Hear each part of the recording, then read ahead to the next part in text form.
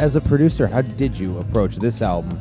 Was there a sense of like having sounds match from track to track for the cohesive, or was it a matter of going in and just saying, this is a different track, we're going to put all the reverb on these drums and all the fuzz on that guitar?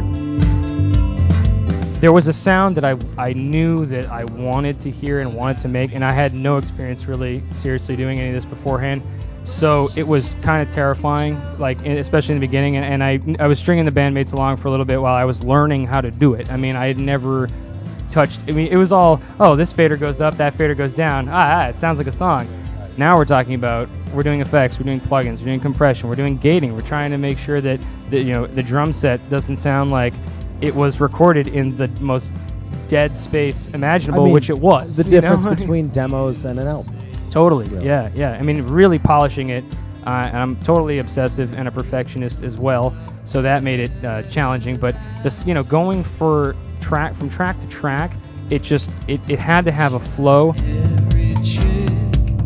It's really hard to describe because the way that I sort of verified that piece and the way that we as a band verified that piece was just going from every time we finish it, bounce it out. Hey, what do you think?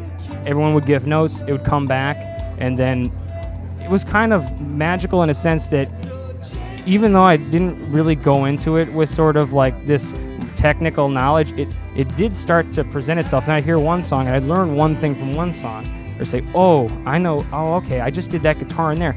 Let me take that technique that I just hacked my way through, but now let's apply it to this next track because I know that I want that chorus or something to bump up like that.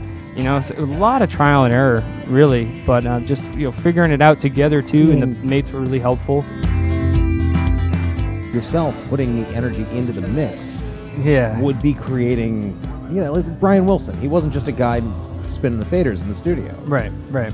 So I think that's definitely something. I hope that people can hear that in the record because not just me, even like when we were doing the tracking, and everybody had a hand in the tracking. That was really like just boots on the ground operation, and it's raw, you know what I mean? And that was one of the things, like making those decisions, the raw tracks, even though we recorded in a super dead space and we're going for a live, very energetic sound, which is that doesn't just happen,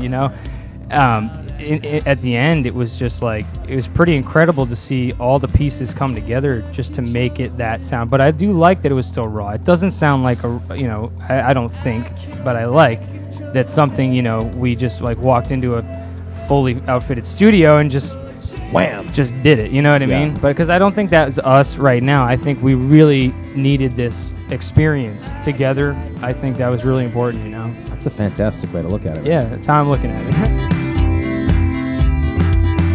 I got no Jenny.